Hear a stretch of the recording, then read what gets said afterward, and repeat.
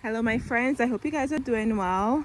Happy fall friends. I'm telling you, get out in your garden and take care of what needs to be done, because once the frost comes or it's that extremely cold, or I should say the Christmas holiday season around the corner, you don't want to be bothered by the garden, right? So in today's video, I'm sharing some jobs with you I'll be doing right now, jobs for November, and encouraging you to do the same too. I hope you guys are doing well. If this is your first time, special welcome. I garden in Pennsylvania in zone 7A. So join me in the garden as I take you along and share with you some jobs I'm doing now, so that way I don't have to worry about them before the frost comes. Look at this drawing. Before the frost comes, and that way they'll be taken care of. All right, so first up is taking clippings. Let's go over to this corner here. Alrighty, so I had no intention of taking clippings, but perfect time is to take clippings. I know normally people take clippings of coleus, so I wasn't able to harvest any seeds from this one, so I'm gonna go in here and take some clippings from this one. This one here is the common coleus. I have a lot of seeds from this one, so I'm gonna come right here, right there, make some cut, and then I'm gonna strip the bottom of the plant and then put it in some water here. So it depends on whatever plant you have in your garden that you want clippings of. Make sure you do it now, don't wait until the frost is here, and then by then it will be too late. Alrighty, so here it is. All I did is just strip the leaves. Make sure you don't have the leaves in the water, and then you put it in this jar, and then you change the water every 3 days. You can also put these in some soil and make a house plant for it until next year. I just keep them in here until throughout the winter, I should say, right? But just keep on pinching in the center here throughout the season inside, so it don't get leggy. If you leave it and it starts to grow tall, it's going to get leggy. Make sure you pinch on these when you see the flower coming from there. You could see I did it already, and you have nice roots coming from the bottom in a few days. Keep changing the water. I change the water every 3 days, and then by spring you should have beautiful coleus you can take outside. So it depends. Let me know. I'm curious, are there other plants you take clippings from? The only one I could think of that I do or I have done in the past is coleus. Let me know down below, friends. And I'm only doing this now because I don't have any seeds from this one. Alright friends, so another job you can do now is to sow your cool flower seeds. It's not too late, because what happens is that a seed will stay there and they will germinate. Depends on which zone you're in. Excuse my shadow. Depends on which zone they're in, they will germinate for you, and then these seeds love to go through that cold stratification period, so you can do your poppy, bells of Ireland, larkspur, delphinium. Those are good seeds to do right now in the cold, and then they will germinate for you, and they like the cool weather, as I stated before. And then come in spring, you're gonna get beautiful blooms in the spring season while you wait for your summer flowers to give you blooms. So you have blooms with your spring bulbs if you do bulbs, and you get flowers from these cool flower seeds. So I have my area already prepared here. So as you can see, over here is my cut flower garden. I pull my zinnias and my sunflowers. I clean out the entire spot, right? So I'm gonna go and get the seeds in the ground. So poppies need light to germinate, friends. So look at this. These are harvested from the poppies I did in my garden. So I'm gonna go really heavy-handed over here and just sprinkle them all the way over here, and then press them lightly in the soil, because remember, they need light to germinate. So when you're doing seeds outside, you have to be generous how you do it, because the wind, the squalls, there's so many factors that can disturb your seeds. Another job, friends, it depends. If your frost already arrived, make sure you cut down your canna, right? Very important, you have to wait until the frost is here. So my frost will be coming in a few weeks. So after my frost comes, I'll cut down my canna here, okay? Clean them out from the soil. Do not rinse them off with water, just clean them out. And then I'll put them inside in the basement, so that way they will cure before I wrap them in the newspaper. So make sure you keep that in mind. Wait until the frost hits, right? And the same for elephant bulbs. So I know I'm ready to get these out and just clean up the garden and be done with all of this, but I know I cannot. I have to wait until the frost comes. So this is a job to do, depending if your frost will be here soon or whatever the case may be. Anyway, so what we're gonna do is I have banana trees. I have 2 banana trees. Those I can go and cut them back right now, and I'll show you. So I have them over here. I can take these inside the house and treat them like a house plant, but I'm not going to. Let me digress for a second for you. This one I got from Monrovia the year before. It was so small, it was on clearance. I got it in fall, so I did take it inside the house and I treated it as a house plant. And then in 2025 I brought it out, and look how big it got. Okay, this is the mommy plant, and it gave me a ton of babies that I even shared. Yes, I gave away a lot of these babies, and I love it because of this variegation here. It's so pretty. So this is the mama one, and I'm not gonna take them inside at all. So this is what I'm gonna do. We're gonna have the wheelbarrow ready here, and we're gonna cut them down. Yes, let me go through that process with you and show you how I'm gonna do it. Okay, so for example, this one here. So what I'm gonna do here is take this out. I have my helper here recording for me, thank you. And I'm gonna take the soil off of here. Get as much soil as you can off. And whatever you do, do not rinse it off with water. You always do not want to rinse off these tropical plants with water to kill them, otherwise it defeats the point. So here it is. So I'm gonna come in.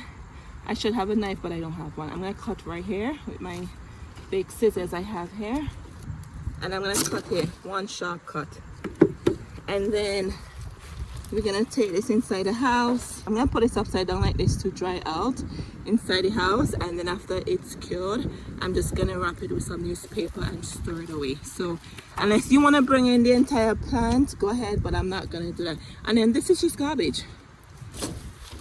So let me do that to the other one over there. All right, friends, and here's the mommy plant. Ugh, look at the roots here. All right, so same concept here. We're gonna massage this, get the soil off, and do the same thing as we did before.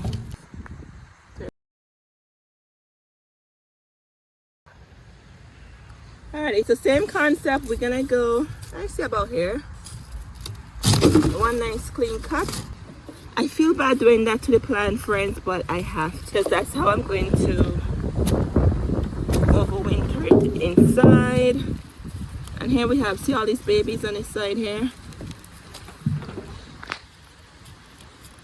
We don't want any foliage whatsoever on here. Look at the roots in here. Alrighty, so here they are. So I'm just gonna rest them here by my side door steps. I remember to take them inside. So as I said, you do not want to water these, and the only reason why I didn't wait until the frost hits them is simply because of it's banana plant, right? It's not the canna where it has that bulb to the bottom and you have to wait. So once again, these are banana plant, and they grow from that root, it looks like. Whereas your canna and your elephant, they grow from bulb. With these, it's okay to cut them back, but with your canna and your elephant, don't cut them until the frost hits them. So something to keep in mind. As much as I'm tempted to cut them back and be done with it, I'm not going to, because I want to make sure the plant can give me beautiful flowers for next season. With the banana plant, it doesn't give you flowers, it just gives you those beautiful foliage.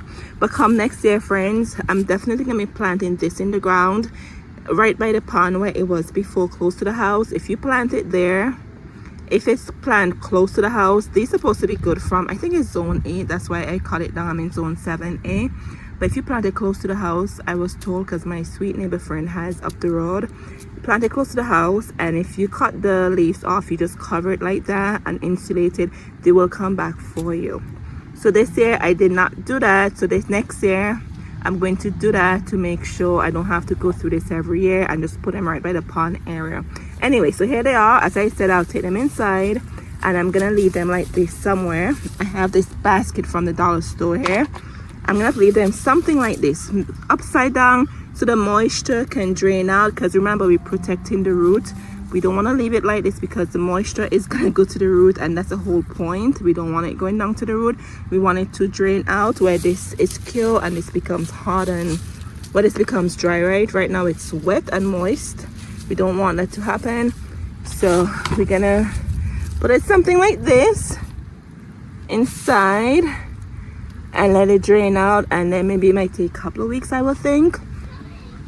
And then we'll wrap it and put it in a cool place in a box, and then we should be good to go. So that's one job. If you have any plants like this, any tropical plant, remember, be careful, don't touch your elephant ear and your canna and your caladium until the frost hits them. This is only applied to banana plant, or there might be other tropical plant. This I have, so I can't talk about others.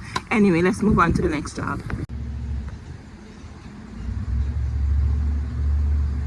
Alrighty, do you see how this is sticking out here? Okay, and I've been watching it inside. I'm like, I have to go and tie this up. So if you have any climbing roses like this, don't leave them like this. This is the new growth, friends, they put on this year. Okay, so as you can see, I was securing it here and doing the whole trellis thing with it, but it grew this year, I must tell you. And look at this, we still have some blooms here holding on. Look at that. This is the Eden rose. Isn't she pretty? Look at that. Can't believe it. Did very well. So with your roses, I do not prune my roses in the fall. I prune them. My date I always have in mind is mid-March. In the spring season, that's when I prune my roses.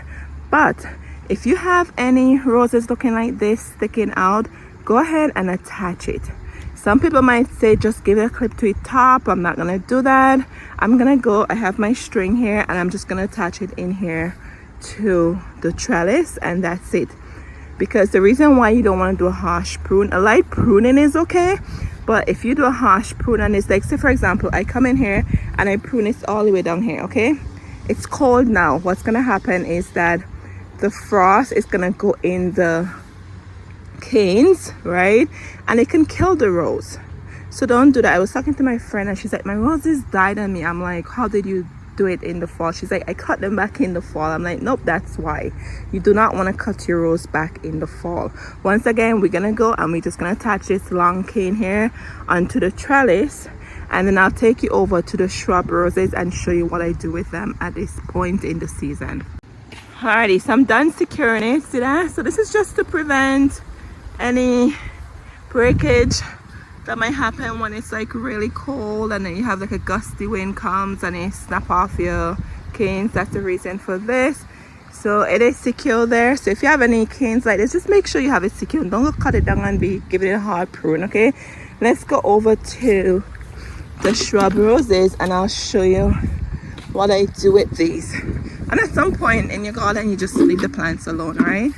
Alrighty, so what I do here with these, friends, you could see the rose is still holding on. So you just come in and you just clip off any spent bloom like this. Okay, do not go and cut it down. Do not. I retain your rose until in the spring season when spring is here. So if you see anything looking like this, just cut it off. Okay, that's all I'm doing here, just clipping off anything looking like this. So when the frost comes and it hit the rose, don't do anything. The leaves are gonna fall to the ground. Just let it be. Don't do anything to it. Well, at least that's how I take care of my roses in the fall season. And if you go to the base and you see any twigs that look dry and dead, go ahead and snip them off. But anything that's looking healthy, just leave them alone. You don't want to cut the canes to open them to any frost that will go in the canes and in the root and kill the plant. That's the best way I can describe it. So even like any pencil looking like this, you can clip it off, but don't go and clip off these big canes. Okay, leave it alone. As I always say, when in doubt, just leave the rose alone. All right, so that's how I take care of my shrub roses in the fall season. Another job for you to do right now, friends, is collect your jugs, whether you drink green tea milk, whatever, start saving your jugs for winter sowing. Normally I start my winter sowing here in 7-8 in January timing, right after the holidays, after Christmas, the New Year's, then I start. So make sure you start collecting now, because it depends on if you drink a lot or you have a smaller family or a larger family. It might take you a while to get some jugs, right? So that's why I'm adding this in the task you need to do right now, so that way when come January, so that way when January comes, you have a decent amount of milk or water bottle, whatever jugs you need. I like these ones. This and the milk gallon work amazingly. Yes, get a lot of seeds in these ones. So these I've been saving, so I'm gonna give these to my neighbor friend up the road because she doesn't drink that much milk. I have a ton inside for myself already. I've been saving, so these are gonna go to her. And if you don't drink milk, that's okay. And if you don't have access to jugs, that's fine. I know some people use the container that is strawberry or blueberries, raspberry comes in. Just think of different plastics that you can recycle, and you can start to seed in them for the winter sowing period. Talking about plastics and winter sowing, come over here, go to the side of the house with me, and let me show you this. So another task you should be doing right now is getting your potting mix. Yes, so I don't know about you, but I think it was last year or the year before I went to Lowe's and Friends. You went to the garden center I went to the garden center in January, and you should have seen everything was covered, frozen. So right now is perfect. Get to wherever you get your potting soil from, Lowe's, Home Depot, wherever, and pick up some of these. Okay, pick them up now, because when you go there in January, it's gonna be a hot mess getting a pack of potting soil. Yes, so I have mine here already. I have 2 packs of these already, so I have it here sitting out here. So I'll take it inside the garage, but I wanted to leave it here so I could remember to remind you guys to get your potting mix. Get it right now, put it in your garage, put it downstairs, wherever, your basement, wherever, but just get it now, so that way you don't not buying frozen potting mix in January, or having a hard time accessing potting mix in winter time. Okay, so another task for you is just reminding to pick this up. All right, and then while we're in the task of reminding, let me go over here and show you my hot mess. So right here I have nursery containers, friends. I have a lot of them still outside. Today's recycling, so I'm like going around making sure I put some in the recycling. I have given away a lot of them. Some of them are recyclable, but I tend to keep the bigger ones, right?